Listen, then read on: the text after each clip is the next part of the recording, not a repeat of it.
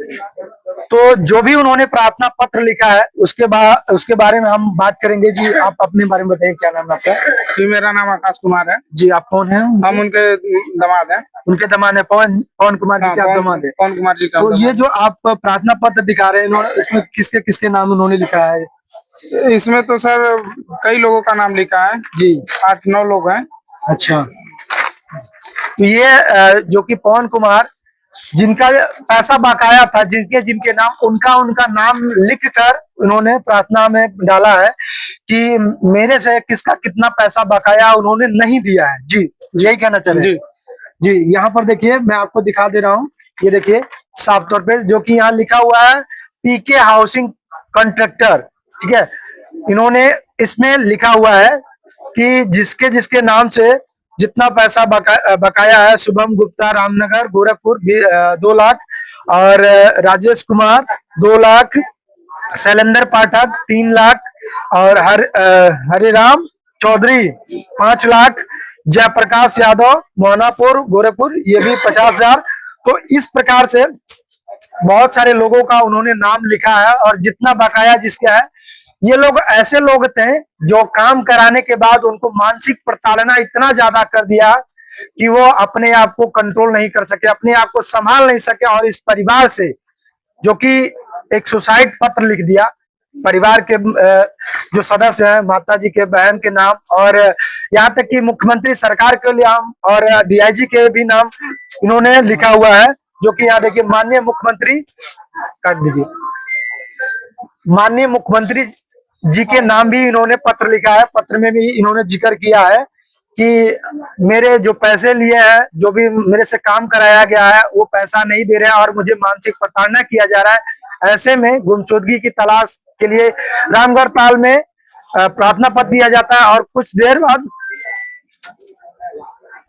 दिन बाद इन्हें पता चलता है कि इन्होंने जो फोटो दिया, मीडिया के माध्यम से इस परिवार को पता चलता है कि उनकी बॉडी किसी रेलवे ट्रैक के पास मिली 1 हफ्ते बाद। और जैसे वहां पर पहुंचते हैं प्रशासन, वहां पे बॉडी, परिवार का कहना है कि बॉडी को जला दिया गया, सिर्फ और सिर्फ कुछ साबुत के तौर पे उनके साथ जो चीजें मिली उनको बस दिखाया गया। क्यों? जी बताइए। और उसके बाद उन्होंने जिस दिन रात में वो निकले लखनऊ के लिए जी, उस टाइम वो जाते वक्त अपने फोन में कुछ वीडियो बना के गए थे जी। वो वीडियो उनके फोन के माध्यम से हम लोग को मिला है। अच्छा। और जो उनके फोन का पासवर्ड उनके बड़े बेटे पंकज को पता था जी, इसलिए हम लोगों को वीडियो हाथ लगा जी, और फोन में वीडियो है उनके कुछ। जी, उन्होंने जब जाते वक्त उन्होंने कुछ वीडियो साक्ष्य प्रमाण बनाया और कुछ लिख कर भी गए, जो कि पेपर के माध्यम से। ये एक साक्ष्य है और एक प्रमाण है, और मैं सरकार और प्रशासन से यही मांग करूंगा कि इस मामले को गहनता से थोड़ा सा जांच पड़ताल करें, और उनके मोबाइल को जो कि रिकॉर्डिंग को सुना जाए। जी, ये उनके द्वारा बनाया गया रिकॉर्डिंग है। देखिए, ये उनके द्वारा रिकॉर्डिंग बनाया गया है, जो कि इसमें कुछ उन्होंने वो बोल रहे हैं। मैं आप लोगों को ये वीडियो आप लोगों को स्क्रीन में लगा देता हूं, और मैं उनके परिवार से बात करूंगा कि अंतिम बार उन्होंने क्या कुछ बातचीत हुआ था। मैं इस वीडियो को आप लोगों को दिखाऊंगा। जी जी, उनकी पत्नी से हम बात करेंगे। जी, क्या कुछ उन्होंने बताया था? बहुत परेशान थे साइड की वजह से। अच्छा। वो हमसे ये कि हम उनसे पूछते थे, जब वो आते थे तो किस बात को लेकर परेशान है, तो एक ही बात कहते थे, साइड पर पेमेंट नहीं मिल रहा है, हम कर्जा ले दे के काम करा रहे हैं, फिर भी हमको दबाव डाल रहे हैं। पहले कहते थे आप काम कराइए, हम पैसा दे देंगे, कर्जा लेके काम कराए। जिससे कर्जा लेंगे वो कर्जा मंगवे करेगा। जिसको कर्जा भी दिए थे वो भी कह रहा था कि हमको पैसा नहीं मिला है, डबल टेबल लिख के दे दिए। अच्छा। और उनको धमकी भी देते थे मेरे पति को। अच्छा, जो लोग आपके पति से उनको उनको ना टॉर्चर इतना सब किए थे, वो आत्महत्या नहीं कर सकते, वो आत्महत्या नहीं कर सकते, मेरा विश्वास करो। मेरे पति कायल नहीं है, उनको किडनैप करके उनको मार के उधर छोड़ के आए हैं। सब जितने लोग उसमें लिखे हुए हैं सब उन्हीं लोगों का हाथ है। अच्छा ये बताइए, हम लोग पुलिस चौकी पे जाते थे, कुछ भी कार्रवाई नहीं होती थी, गाय नहीं होती थी। आखिर बाबा की सरकार है ना, बाबा कहते हैं हम इंसाफ दिलाएंगे गरीबों को। जी। अब हम कहाँ जाएं? तो साफ सुन पा रहे हैं, इनकी पत्नी जी का कहना है कि इतना दबाव, इतना प्रताड़ना करते थे इनके पति को। जो लोग इनके पति से पैसे लिए थे वो लोग भी पैसा ना देकर और उन उनको लोगों पैसा को हम देते थे चौकी पर। जब हम जाते थे ना तो वो लोग हमसे पहले आते थे, जैसे हम निकलते थे वहाँ से। अच्छा, जिन लोगों का नाम जिक्र हाँ, में है वो वो लोग भी थाने पे पहुंचते थे, जी। लेकिन उनसे क्या बातचीत होती थी हमको नहीं पता है। ये एक बड़ा विषय है माननीय योगी जी, और जो कि बाबा से यही कहना चाहते हैं, बाबा हमको इंसाफ चाहिए, अपने जो सच है उसका पता करें।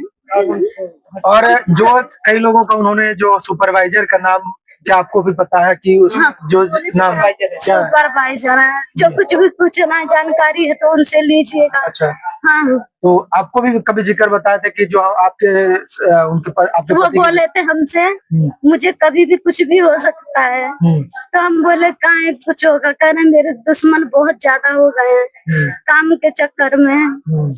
आए दिन धमकियां, फोन आता था उनका, इतना फोन आता था।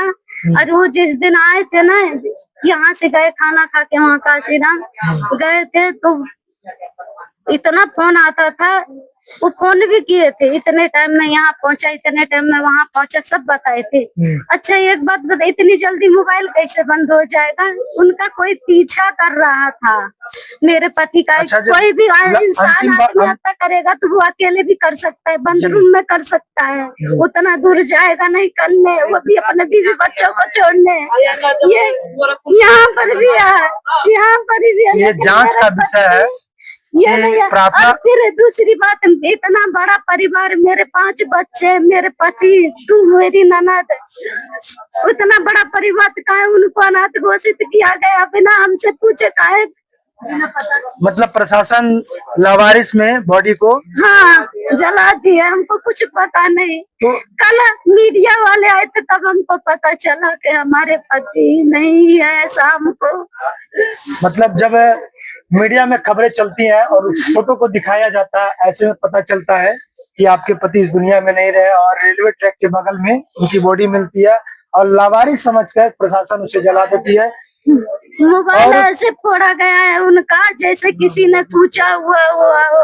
अच्छा, हाँ, मोबाइल उनका इस तरह से सारा सबूत मोबाइल के अंदर था। मैं आपसे ये जानना चाहूंगा कि जब वो अंतिम बार घर से निकले थे तो कहाँ के लिए जा रहे थे? लखनऊ के लिए। लखनऊ के लिए? हाँ, लखनऊ मीटिंग के लिए जा रहे हैं। बताइए, अगर वो व्यक्ति पवन कुमार निषाद जी अगर लखनऊ के लिए मीटिंग के लिए जा रहे थे और ऐसे में उनकी बॉडी, जो कि महाराजगंज के पास पता चला कि वहां से बॉडी मिली रेलवे लाइन के बगल में, तो यह जांच का विषय है। और यह प्रशासन, सरकार और जो तमाम ऐसे ये जो नाम दिए गए हैं उनके द्वारा, ये जो दोषी अगर है इनके खिलाफ कड़ी से कड़ी कार्रवाई होना चाहिए। और जब उन्होंने लखनऊ जा रहे थे तो अंतिम बार आपसे कुछ ऐसा कुछ बताया जिसका कुछ जिक्र आपसे किया? मैं वो जा रहे थे तो हम बोले कि आप अकेले मत जाइए, हम भी चलेंगे साथ में। और उनका तबीयत नहीं सही था तो मैं बोली मत जाइए, मैं चलूंगी आपके साथ। तो बोले नहीं मैं अकेले जाऊंगा। बोले बाबू को बोल दो कि वहाँ छोड़ दो, वहाँ नौसर। तो हम बोले इतना रात को बाबू जाएगा आएगा, और ऐसा है वो दिन में या रात में? रात में। गाड़ी छोड़ना है आपको तो आप काशीराम छोड़ दीजिएगा, वहाँ भी हमारे लोगों का घर है हमारा, वहाँ गाड़ी छोड़े।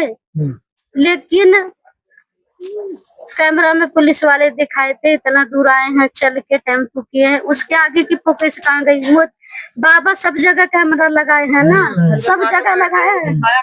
खाली ऑटो में बैठते दिखाए, ओकरे आगे की हम उनसे मांगे थे कि दिखाइए मोबाइल कब बंद हुआ, किससे लास्ट में बात किए और कितना कौन सी बस में बैठे, और चाहे ट्रेन में, कुछ भी नहीं हमको प्रशासन द्वारा कोई भी जानकारी नहीं होता है जानकारी नहीं हुआ है कि आखिरी बार वहाँ बैठने के बाद वो कहाँ निकले, किसके साथ गए और उनका मोबाइल में अंतिम बार किससे बात किया गया। कुछ नहीं हमको पता है। तो ऐसे में जो फोन आपके पति का है, तो फोन किसके पास है? प्रशासन के पास या आपके परिवार? हमारे पास है। आप लोगों के पास? तो फोन चलाते थे वो ना। अच्छा। तो एक फोन वहाँ छोड़ के गए थे उस घर। अच्छा। और एक फोन वो लेके गए थे, ये भी हमको नहीं पता था कि फोन वो छोड़ के गए हैं।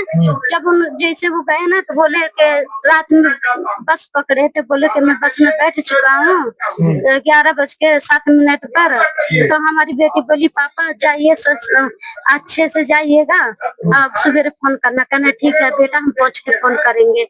उनके चेहरे से कुछ ऐसा हमको महसूस ही नहीं दिया।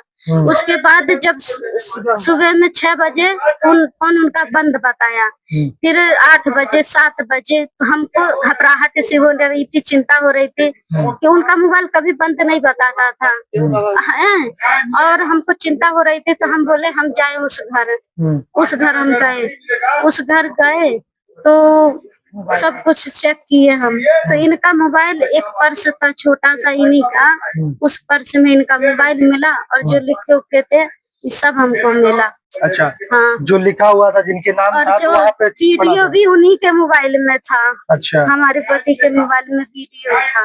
अच्छा। हाँ। तो उन्होंने वीडियो बोल करके उन लोगों का नाम लेकर के, जिनके जो पैसे बाकी हैं, जो लोग दबाव दिए, जो लोग पैसा नहीं दे रहे, उनके खिलाफ उन्होंने लिखा था और उनके बारे में वीडियो बनाया था। हाँ उन्हीं जी। तो अभी आपको प्रशासन और सरकार से द्वारा कोई मदद या कोई कुछ भी मदद नहीं मिली है जी? अभी आप प्रशासन से और माननीय मुख्यमंत्री योगी आदित्यनाथ महाराज जी से आप क्या उम्मीद करती मैं हैं? उनसे यही उम्मीद करना चाहती हूँ, हाथ जोड़ करके। मेरे पति का भी यही कहना था, उसमें लिखा है कि मुझे इंसाफ दीजिए, मुझे इंसाफ दीजिए। आज मेरे साथ गलत करे हैं, कर दिए हैं उनके साथ गलत। तो मैं ये ना हो किसी और ठेकेदार के साथ गलत हो। मेरा पूरा घर बिखर गया। मैं एक बार और आपसे ये जानना चाहता हूँ कि जो भी आप उन्होंने साक्ष्य लिखा है, तो क्या आपको लगता है कि वो सुसाइड कर सकते वो हैं? सुसाइड नहीं कर सकते हैं भैया, वो सुसाइड नहीं कर सकते हैं बाबू, हमको पूरा विश्वास है। वो दूसरे को हिम्मत देते हैं। उनके साथ गलत हुआ है। गलत मतलब? वो किडनैप करके उनको मारा गया है। अच्छा। हाँ। किडनैप करके आपका मानना है कि उनको किडनैप किया गया, उठाया गया और उसको टारगेट करके उनको मारा गया? हाँ हाँ। जो कि आपके यहाँ घर से जब वो कह के निकले हम लखनऊ के लिए हाँ। और सुबह फोन करेंगे वो, ये कह के निकले। जब वो निकले हैं, अंतिम बार किसी से परिवार से बात हो पाई थी? नहीं, जैसे रात में मेरी बहनी से बात हुई थी, प्रतिभा से जी, मेरी बेटी से बात हुई जी। एक बार उनसे भी बात करेंगे कि क्या कुछ आपके पिताजी से बात हुई थी अंतिम बार रात में? जी, क्या नाम है आपका? प्रतिभा। आपके पिताजी से अंतिम बार क्या बात हुई थी? मैं एक बार पापा जब ऑटो में बैठने वाले थे तो पापा से बात की थी, तो पापा बोले कि ऑटो का इंतजार कर रहे हैं। तो हम बोले पापा ठीक है, जब बस में बैठ जाइएगा तो मुझे फोन करिएगा। तो बोले थे ठीक है, हम बस में बैठ जाएंगे तो उसके बाद से फोन करिए। जब पापा बोले कि मैं बस में बैठ गया हूँ, फिर भी मुझे फोन किए थे कि मैं बस में बैठ गया हूँ। 11:07 पे मेरे पापा से कहाँ से आपको बताया थे, कहाँ से उन्होंने बस पकड़ा था? नहीं, ये नहीं, घर से बस यही बोल के गए थे कि हम नौसर से बस पकड़ेंगे, लेकिन नौसर से कोई उनका पता ही नहीं कि वो नौसर गए भी नहीं थे। अच्छा, अगर बात आप नौसर की कर रहे हैं तो नौसर में बहुत सारे सीसीटीवी कैमरे लगे हुए हैं। हाँ। अगर वो पता चला था कि पापा ऐसा, हम लोग को कभी शक हुआ था कि जब पापा को धमकी आती थी तो हम खुद पापा को समझाते कि पापा आप कभी जिंदगी में ये मत करिएगा कि आप आत्महत्या करिएगा। तो पापा खुद मेरे से ही बोलते ये बात, बेटा जिंदगी में सब करेंगे लेकिन हम कायर नहीं बनेंगे, हम कभी आत्महत्या करेंगे नहीं। भले मुझे उन लोग को अपने हिसाब के लिए मुझे कितना भी लड़ना पड़ेगा, लेकिन मैं कायर नहीं बनूंगा। मेरे पापा कभी आत्महत्या नहीं कर सकते हैं। तो देखिए, ये परिवार है, ये उनकी बेटी है और ये उनकी पत्नी है। इनका साफ तौर पे कहना है कि वो सुसाइड नहीं कर सकते, लेकिन मेरे पापा गए, लेकिन उन्होंने सुसाइड में ये लिखा है। हमारा घर कहाँ पे है, ये एक इंसान ऐसा है उस लिस्ट में जो पापा को बहुत सारी धमकियां अपने कमरे में बंद करके धमकियां देता था। ये भी डर है उसका आपसे आपके समझ से कोई नाम उम जिक्र किया था? उस पे नाम इंसान पापा की गुम होने के बाद भी उनका घर ढूंढ रहा है कि उनका घर कहाँ पे। उसके ऊपर ये भी कह रहा है कि हम अभी केस ठोकेंगे उसके ऊपर कि हमारा पैसा लेके भाग गया है। अच्छा। वो इंसान बहुत ज्यादा पापा को टॉर्चर करते थे। अच्छा, तो आप लोगों ने कभी उनको देखा है?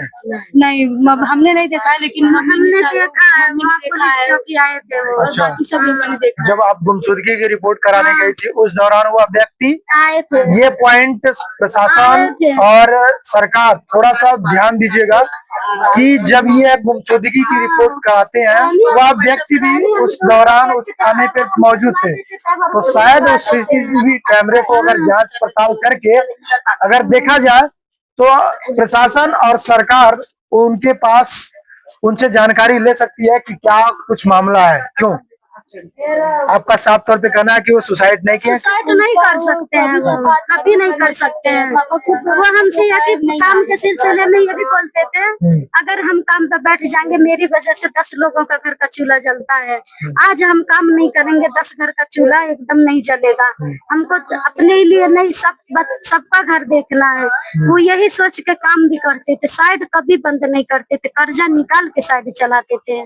तो कर्जा ले करके लोगों का जो घर बनाने का काम करते थे तो घर बना देते थे। कहते हैं ना, सपनों का घर बनाना तो आसान है, लेकिन जब वो सपनों का घर किसी का बन गया लेकिन वो बदले में जब उनका मजदूरी और पैसा देना रहता था तब वो प्रताड़ना करते थे कि मैं नहीं दूंगा, आगे दूंगा, ये जो भी कुछ है मामला है, नहीं देते थे। और ऐसे में और उनकी गुमशुदगी होती है। उसके बाद पता चलता है कि उनकी बॉडी महाराजगंज जो कि वो लेकर रहे थे लखनऊ के लिए, तो ये जांच का विषय है और प्रशासन सरकार इसके गहनता से जांच करे और उनके मोबाइल नंबर का जो सीडीआर है कि उनके फोन में कितनी धमकियां मिली है, क्या कुछ है, ये तो सरकार ये तो सारी बातें निकाल सकती है अगर मामले को संज्ञान में ले और जांच अच्छे से करे तो। क्यों? हाँ, अभी तो 1 हफ्ते हो गया था, लेकिन अभी तक पापा का ये लास्ट लोकेशन तक नहीं लोग निकाल पाए थे, और क्या ही करेगी सरकार। अच्छा, अंतिम लोकेशन भी नहीं पता चला? 1 हफ्ते में अंतिम लोकेशन 1 हफ्ते तक आती है कि ये 24 घंटे के भी अंदर आ जाती है एक लोकेशन लास्ट। लेकिन लोकेशन का कोई पता नहीं है लोकेशन का। जी,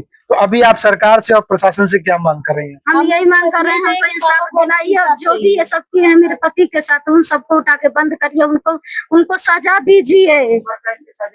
तो ये परिवार का कहना है कि जो लोग इस मामले में दोषी हैं, जिन्होंने पैसे के मामले को लेकर काम कराया, पैसा नहीं दिया, प्रताड़ना किया, ऐसे में उनके खिलाफ सख्त से सख्त कार्रवाई की जाए। देखिए यहाँ पर तमाम लोग आए हुए हैं गांव में, एक शोक एकदम समझिए कि यहाँ के जो लोग स्थानीय लोग हैं, ग्राम सभा के लोग हैं, सब लोग इसी बात से दुखित हैं। क्यों?